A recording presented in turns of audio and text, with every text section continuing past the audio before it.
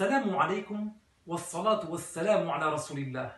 Mes frères et sœurs, nous revenons vers vous aujourd'hui dans l'optique de mettre en garde de nouveau contre les égarements de la secte wahhabite prétendue salafiste.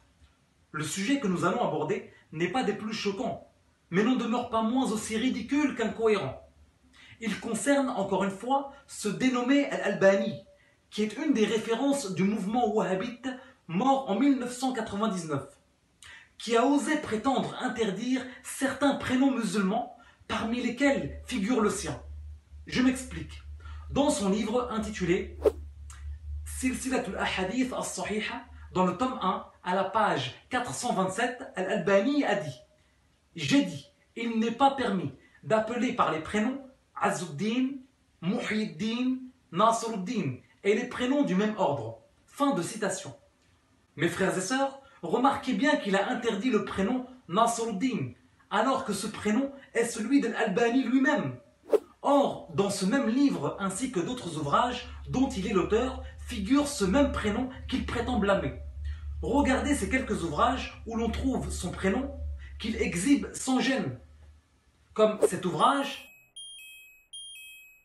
celui-ci, ainsi que celui-ci.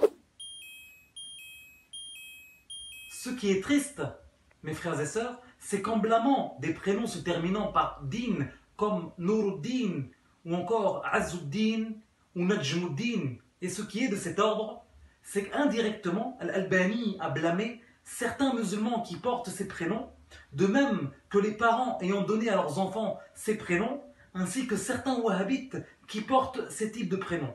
De plus, de par sa pratique, il a indirectement condamné ces références phares telles que Ibn Taymiyyah, qui est l'une des plus anciennes références du mouvement wahhabite, qui avait pour prénom Taqiyuddin, comme vous pouvez le voir dans la couverture de cet ouvrage. Que Dieu nous accorde une bonne compréhension de notre religion. Wallahu ta'ala a'lam wa ahkam.